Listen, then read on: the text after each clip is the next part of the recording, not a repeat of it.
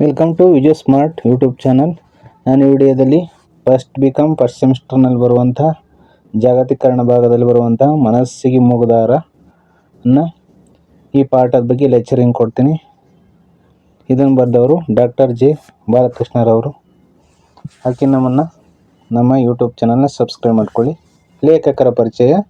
ಬೆಂಗಳೂರಿನ ಕೃಷಿ ವಿಶ್ವವಿದ್ಯಾಲಯದಲ್ಲಿ ಪ್ರಾಧ್ಯಾಪಕರಾಗಿರುವ ಡಾಕ್ಟರ್ ಜಿ ಬಾಲಕೃಷ್ಣ ಅವರು ಕೃಷಿ ಸೂಕ್ಷ್ಮಜೀವಿ ಶಾಸ್ತ್ರದಲ್ಲಿ ಸ್ನಾತಕೋತ್ತರ ಹಾಗೂ ಕನ್ನಡ ಕೃಷಿ ವಿಜ್ಞಾನ ಸಾಹಿತ್ಯದ ಅಧ್ಯಯನಕ್ಕೆ ಹಂಪಿ ಕನ್ನಡ ವಿಶ್ವವಿದ್ಯಾಲಯದಿಂದ ಡಾಕ್ಟರೇಟ್ ಪದವಿ ಪಡೆದಿದ್ದಾರೆ. ಕಾರ್ನೋನಿಸ್ಟ್ ಆಗಿಯೂ ಗುರುತಿಸಿಕೊಂಡಿರುವ ಬಾಲಕೃಷ್ಣರು ವಿಜ್ಞಾನದಿಂದ ಮೊದಲುಗೊಂಡು ಸೂಫಿ, ಜನ್, ತತ್ವ ದರ್ಶನದವರೆಗೂ ಅವರ ಜ್ಞಾನದಲ್ಲಿ ಹರಡಿದೆ. ಈಗ ನಾವು ಈ ಮನಸ್ಸಿಗೆ ಮುಗ್ದಾರನ್ ಈ ಪಠ್ಯದ ಆಶಯ ಅಂತ ತಿಳ್ಕೊಳ್ಳೋಣ. ನಮ್ಮ ಸ್ವಾತಂತ್ರ್ಯದ ಅಂತಿಮ ಮಜಲು ಜೈವಿಕವಾದದ್ದು.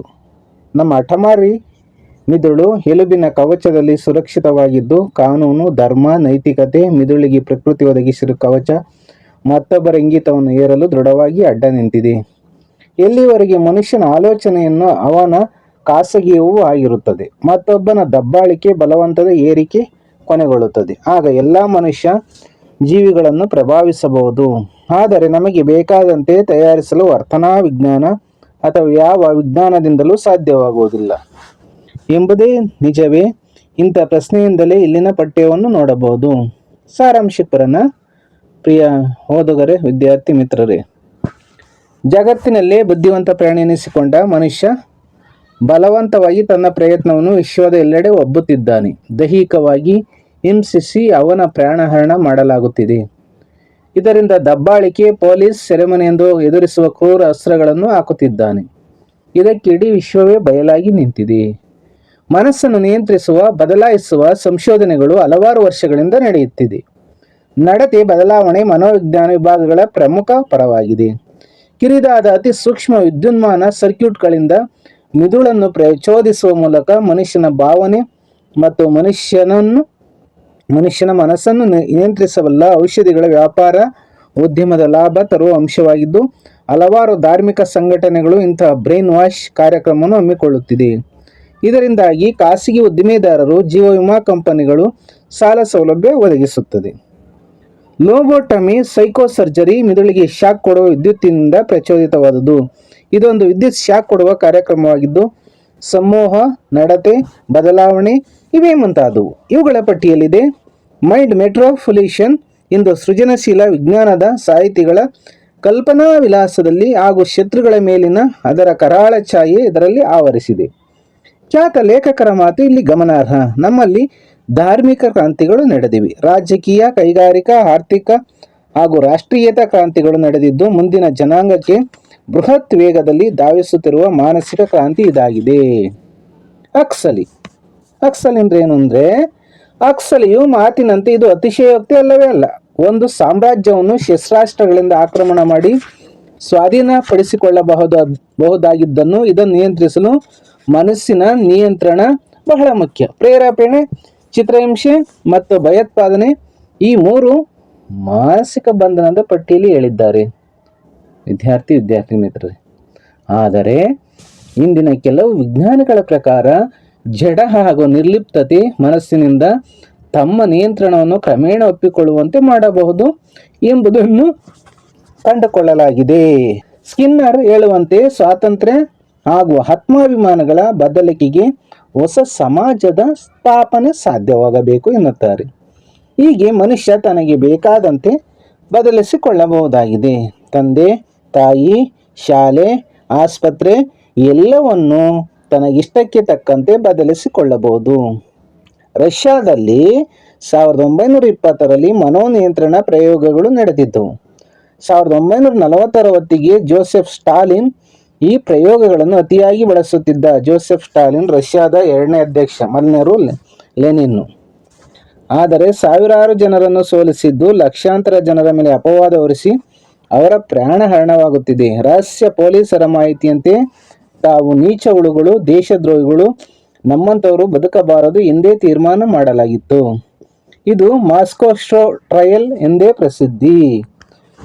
ಜಾರ್ಜ್ ಟ್ವಿತ್ 1984 1984 ಜಾರ್ಜ್ ಟ್ವಿತ್ 1984 ಎಂಬ ಕಾದಂಬರಿಯಲ್ಲಿ 35-40 ವರ್ಷಗಳಷ್ಟು ಹಿಂದೆ ಎಷ್ಟೋ ವರ್ಷಗಳ ಕಾಲದ ನಂತರ ಸ್ಥಿತಿಯನ್ನು ನೋಡಲಾಗದು.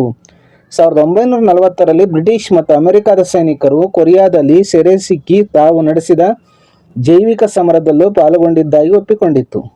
ಆಗ 6ನೇ ಯುದ್ಧ ಕೈದಿಗಳು ಕೊರಿಯಾ ಮತ್ತು ಚೀನಿಯರ ಜೊತೆಗೆ ಸೇರಿಕೊಂಡಿತ್ತು.